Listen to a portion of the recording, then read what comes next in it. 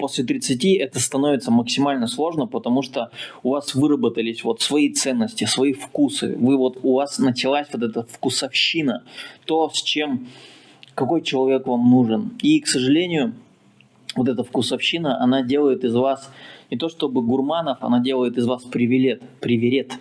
Вы начинаете слишком много просить от окружающих. Вы думаете, что вот это вот я видел, это я знаю, это я пробовал, это мне рассказывали, у меня столько знакомых, столько подруг, столько друзей, их всех там обманули. Я подписан на Ямайского, я там читаю какие-то блоги про женщин, которые подверглись абьюзу. Мне кажется, что я прям знаю вообще всю тенденцию того, что происходит. И самое с женщинами, по внешнему виду определять и ставить на нее клеймо. Этим занимаются ямайские и бабушки возле подъезда, которые сидят. Одинаковая деятельность у них, они просто клеймят других людей.